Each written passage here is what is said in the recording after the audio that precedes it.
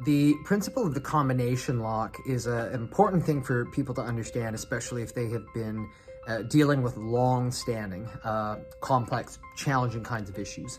They have been to this, doctor, they've been to this physician, they've been to this healthcare professional, and they just seem to be going in circles, and it's very, very frustrating.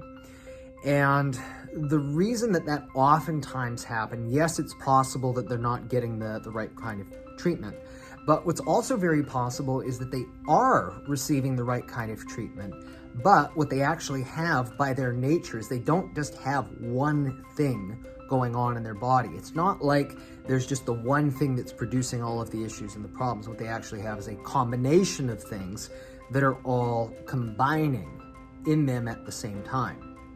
And as a consequence of that, they may have solved the first one, they may have actually solved the second one, but they're still missing something else. Now, if this is the case, this can be like a combination lock where you can solve the first number, you can solve the second number, but guess what? That lock doesn't move at all until you solve the third one.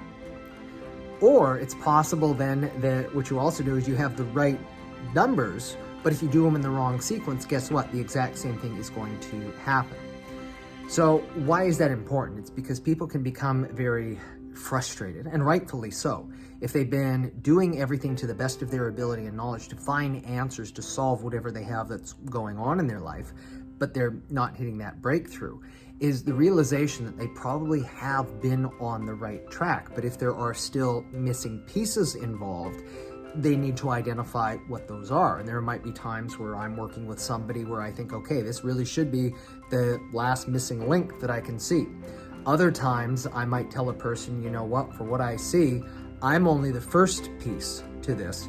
You actually need a whole bunch of other work. And the reason that this is important is it also has to do with, what are our genuine and our realistic expectations? Because if I see somebody where I can identify, it's like you actually have 3 things going on wrong at the same time, and they're all contributing to a certain percent. If I said, what I'm gonna do is gonna solve 100% of that, I'm lying through my teeth, and I'm setting a person up for both failure and for disappointment. If, on the other hand, we can identify those factors, I know that this is the role that I have to play in order to help people get well. But in order for them to reach that true potential, to get that breakthrough they're looking for, we're also going to need to play this game as a team. And we got to make sure that we've got all the right players on the team so that that can be done. So this is an important message, particularly for people where they have those more complex, challenging kinds of issues.